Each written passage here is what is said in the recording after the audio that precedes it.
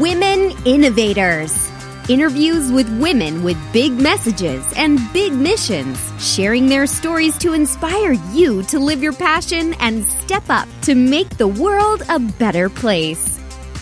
Here's your host, Tammy Patzer. Hi, everyone. This is Tammy Patzer, and I'm really excited because today's guest is Jodi Vetterl. She is the author of the book Beyond the Bank: Success Strategies in Real Estate as a Private Lender. She has a 20-year career in high-tech software sales and has won multiple sales achievement awards. She's closed 7-digit deals and enjoyed several President's Club trips around the world. Ooh, I like that.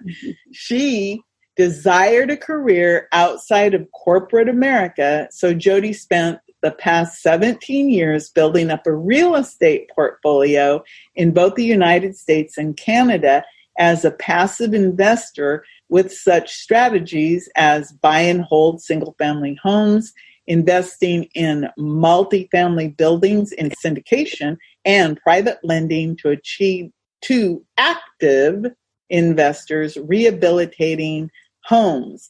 As a result of these strategies, Jodi was able to leave corporate America and establish financial independence at the age of 46. And she has fulfilled her passions around writing, speaking, and consulting. She shares private money lending strategies in her book, Beyond the Banks, because she enjoys educating others with the resources and knowledge that have helped her create life balance in a more heartfelt way. Wow, Jodi, you're a woman after my own heart. Real estate and money and passive income. I love it. Welcome. Thank you, Tammy. And we almost share a similar title in books as well. Yes, Beyond the Bank. And of course, I wrote Beyond the Bestseller. And what I really am fascinated about related to you is the fact that you created this real estate portfolio in both the United States and Canada. So that's international real estate. And then now, and again, the reason I kind of chuckled a little when at your age when you did this is just because we're so young in terms of the success that you're showing, and it's really interesting that you've now you've created a coaching program and a course, and you've written the book and all of these different things. So tell me more about what you have actually created with Beyond the Bank. Yeah, of course. Yeah, that's great. So, I mean, basically I was a little bit of backstory just to kind of lead into that. Is that I was working in corporate America, as you mentioned, for a 20-year career, high-tech software sales, really enjoyed my work and everything. I had my baby in my mid-40s. So that was, that was my first pregnancy, and, my only baby. And I basically had a little bit of, having a baby in your mid-40s, there was I didn't bounce back the way that I was hoping that I would, or that maybe I would have had I had a baby in my early 30s or something like that. So when I went back to my job, and my job was really demanding, I just found I was having a rough time sort of, staying afloat and keeping up with everything, butted heads with a manager, and just kind of had to really take a look at the way that I was managing stress, managing overwhelm, and showing up ultimately as a mom. And so that was really at a point where I realized that I needed to make changes. And what came out of that was, there was a kind of a very significant moment that lit a fire under my butt so big that I just pulled out an Excel spreadsheet and I started laying down all my assets and figuring out exactly where my money was at, any debts, anything like that. And I called it a financial reality check. And what I realized through that exercise is that I actually had money that was, being managed by somebody else that was underperforming. And then I also had money that was locked up in equity that I just didn't even have access to it. And that was like multiple 6-figure type of money here. And I realized that with some restructuring, I could free up this capital and I could restructure some of that underperforming stuff into stuff that was making and earning double-digit returns that was secured on title of a property. And it just gave me that extra collateral. And I was like, what am I doing? And so I'd already been dabbling in private money lending for, 3-4 years by this point. And so I called up the investors, the active investors. That's I call them the active investors. They're the ones that are going out there doing the sweat equity. They're the ones going out there and doing all the work. And then there's sort of active and passive, and I'm a passive investor. So I called up the people that I've been working with, and I said, hey, listen, I realize I can free up, X amount of dollars. And are you, do you have projects? What can we do? I'd be looking for a portion of it to come in as monthly income. And so we constructed something that worked for both parties. And as a result of that, I achieved my goal where I could say, I'm done. Goodbye, and fire my boss, which I did. And that was fantastic because it's really about taking control.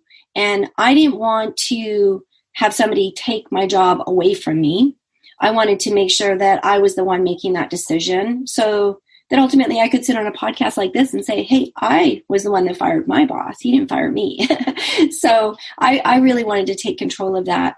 And as a result of all of that, I created this space in my life to be able to do other things. And when you're not having to worry about your finances and where the money's going to come in, and you have that coming in a passive way, then you're free to create and build. And that's what I did. And I ended up writing my book, Beyond the Banks. And then I also built a coaching program, and I did some one-on-one coaching with the curriculum, with the content for some time before I converted it into an online 8-week video course called Beyond the Banks Academy. And so I'm able to go out there and help other people restructure their finances and really kind of see where they can transform and so that they can, find the space in their life to do the things that, they want to do. Everybody's got passions and goals and dreams, and finances, they get in the way because we stress out about that. So it's nice to remove that element. I think that's really interesting when you talk about that, because beyond the banks and the private money and that financial reality check, I think everybody should do that because, like you said, and it's interesting because how many of us actually have that story where here we are, we're let's just say, very smart, and we're doing something, and like you, that changing point in your life, of course, motherhood really makes you have a lot of clarity about what's important. And then there's that person, like you said, that manager, that somebody who's like trying to either micromanage you or they get jealous or who knows why, but they decide that you're the target. And they start to kind of undermine you. So I love the fact that you sat down and did this reality check, and then you were able to say to the boss, you're fired, instead of you waiting for them to undermine you until they were able to get rid of you, and then you would be all heartbroken. And this way you were empowered. And I think that's so important. It's very empowering. And, in the end, the conversation was very much of, hey, I have to thank you because your lack of leadership or your poor leadership qualities here has really made me realize that I'm done. I'm done with working in corporate. And it's ignited me into into other opportunities. And at the end of the day, I mean, he was just whatever. It was really, I think the universe was trying to send messages to me, because I thought, oh, I can live with this. And then it kept happening. And then I'm like, nah, I don't think I can live with this. And then there was a moment. And then I kind of stretched it out, even though I realized that I had arrived to where my goals were.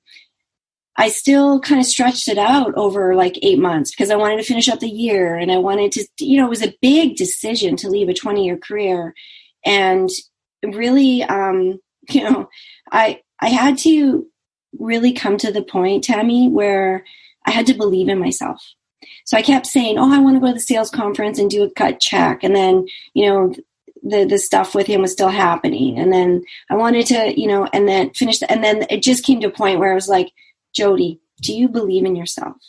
And that's really, and I think a lot of times when we, as entrepreneurs or women entrepreneurs, a lot of times we have to kind of go through that journey to find that belief in ourselves that we can do this.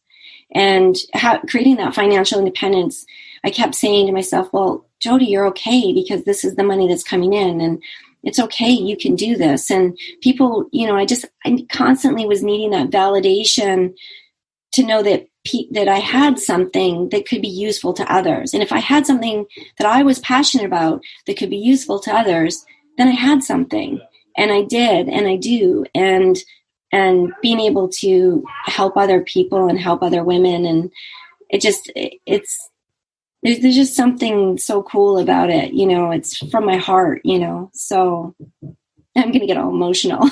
No, I really love it. I'm very proud of where I've come, and to just have something from a seed and have grown it in. And I'm actually, changing people's lives and helping people with these strategies. So it's very cool. Well, I think that more and more people need these success strategies, and a lot of people would be interested in the real estate success strategies. But before we were doing our formal interview, we were actually talking a little bit about beyond the book.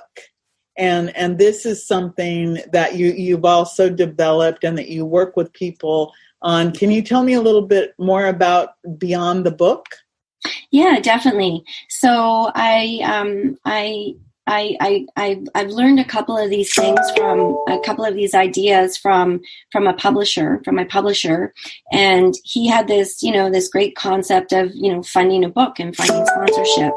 And really, what came of that was that, through taking that nugget, applying my 20 years of sales, and also the journey that I've gone through with the book, and all of the elements that you need to have in place to be able to market the book and be successful with, building your brand and everything is very costly. And so I've been able to put together a workshop called Beyond the Book, where I can help other authors who kind of need that, that are looking for that financial support to fund all of these things that we need in order to actually get our book out there. Because as you know, Tammy, it's like you can build it, but they don't come unless you market it. It's not the Field of Dreams with Kevin Costner here.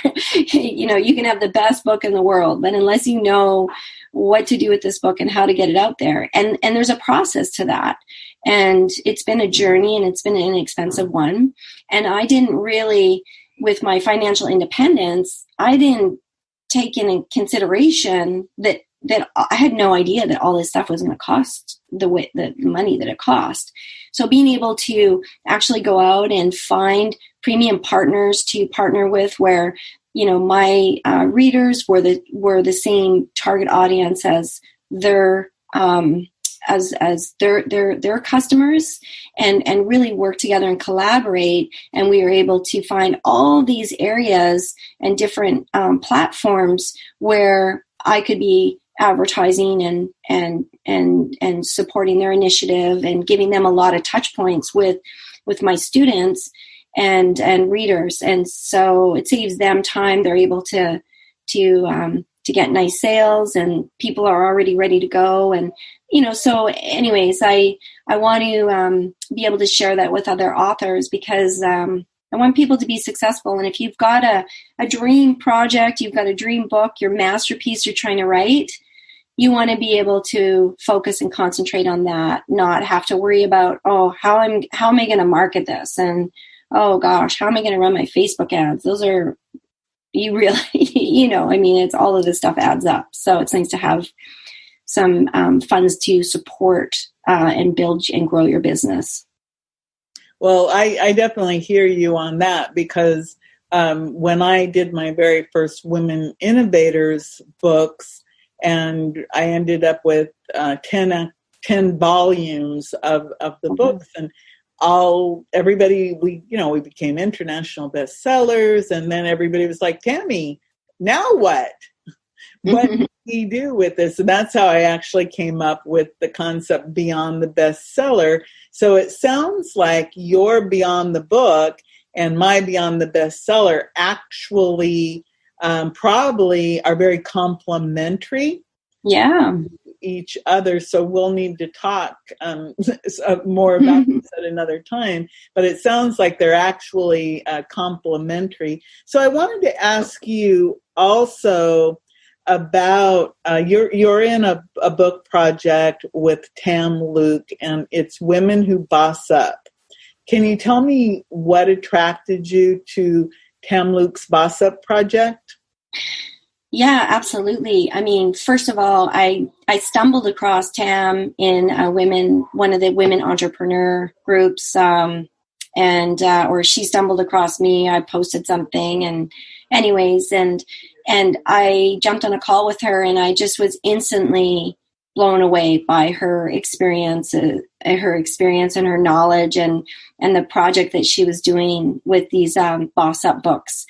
And I jumped in, and I thought, the collaboration that I'll gain from working with all these other women and this network. And I mean, again, Tam is just a wealth of knowledge. She is so much. It's more than just like being part of her book. She's doing things to coach and share with us, like, different things that I hadn't even thought of or learned about. And so I'm constantly learning from her.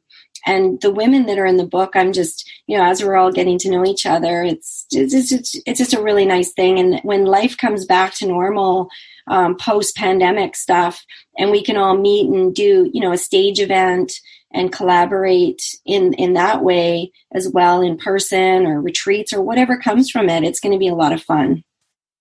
Yeah, it certainly would. Well, I've interviewed many of the people in the Women Who Boss Up project, and they are, like you, all very phenomenal, well-spoken, very knowledgeable women who are experts in their field. So that's really interesting. So you have the Beyond the Bank, Beyond the Books. You do both one-on-one coaching and group coaching, and you have a video course. It's an 8-week video course.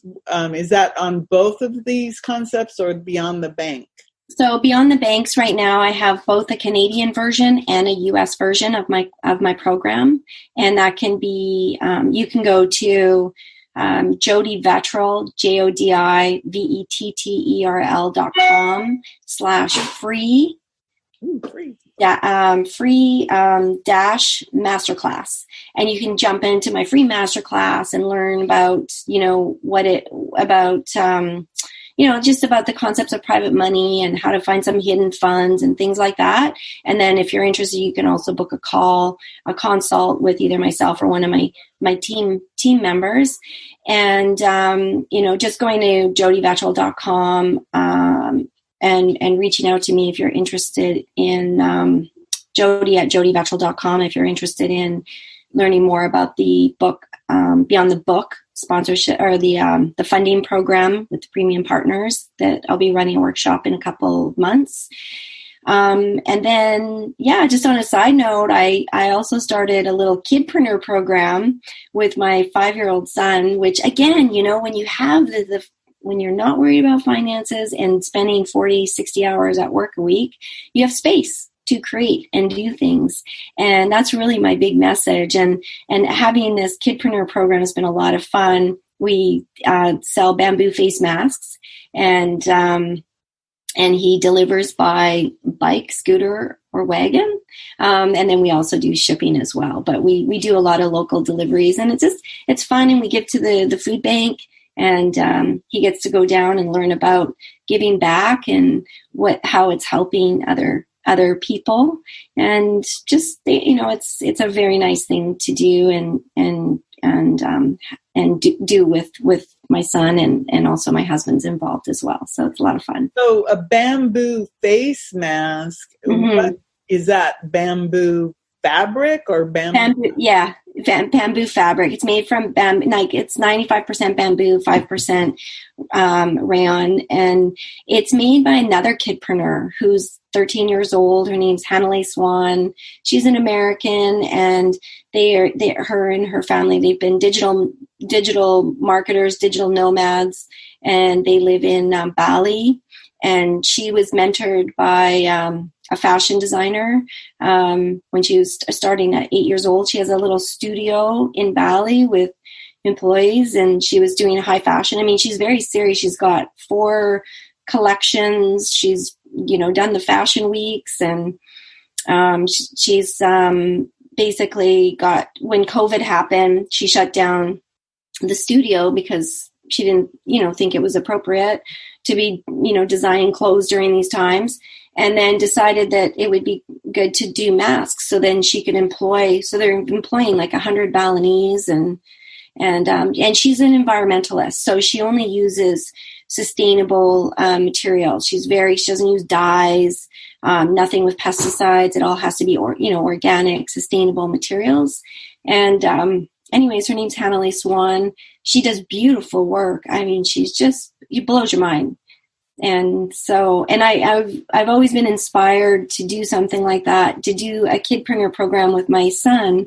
And when I came across her and her family, I was like, this is perfect. And they had asked her when she was 8, not what do you want to do when you grow up? What do you want to do now? And she was like, I want to be a fashion designer. So anyway, so I feel like we're working with another kidpreneur, and it's just fun. It's just a really fun project. And I'm very grateful to have the space in my life to be able to do this with him. Well, I'm certainly glad that you made that choice to go beyond the bank and beyond the book, and of course to create the kidpreneur programs. And I just learned something, because that's really cool to use fabric made out of bamboo and 5% rayon. That's something that most masks, they're either made out of whatever material or cotton, I imagine. So that's a really interesting thing. So Jodi, before I let you go, is there anything that you'd like to add? Yeah, I mean, if you want to buy the masks, jodivetterl.com /masks-USA or -CAD.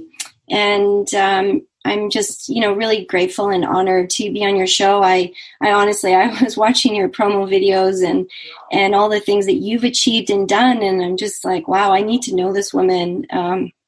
Yeah, it's, you've got a very impressive, history of things you've accomplished. So, congratulations to you on that and putting together this podcast. So, oh, well, thank you so much. But I was just thinking that you really are a true woman innovator.